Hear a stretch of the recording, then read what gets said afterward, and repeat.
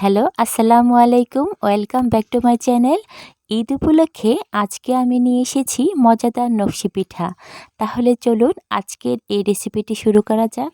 তার জন্য প্রথমে একটি হাঁড়িতে আধা কেজি পানি নিয়ে নেব। 1 কেজি চালের জন্য আধা কেজি পানি নিয়ে নেব আর স্বাদ মতো লবণ দিয়ে দেব। তারপর চালের গুঁড়োগুলো দিয়ে দিব।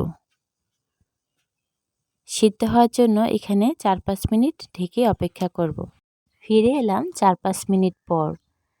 এখানে চালটা ভালোভাবে সিদ্ধ হয়ে গেছে। একটা পাত্রে চালের গুঁড়োগুলো ঢেলে নেব।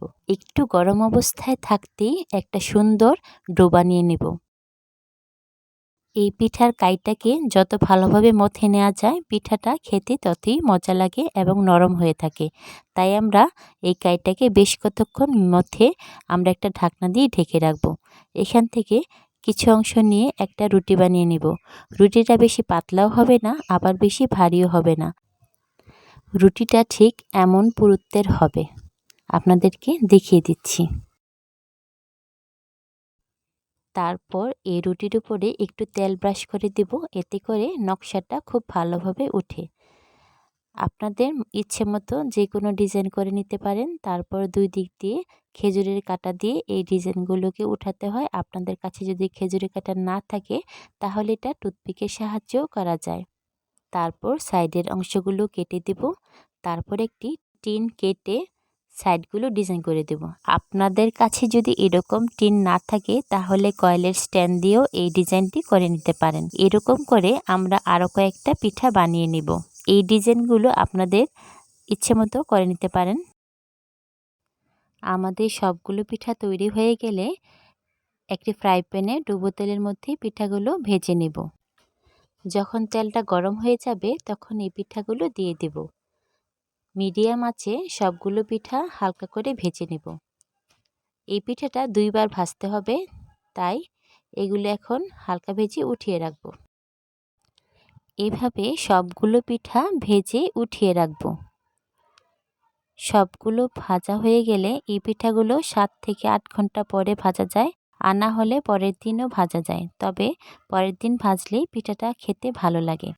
এই পিঠাগুলোর জন্য একটি গুড়ের শিরা বানিয়ে নেব। তার জন্য এখানে তেজপাতা, দারুচিনি ও মৌরি নিয়েছি। আধা কেজি গুড়ের মধ্যে এই মশলাগুলো দিয়ে দেব।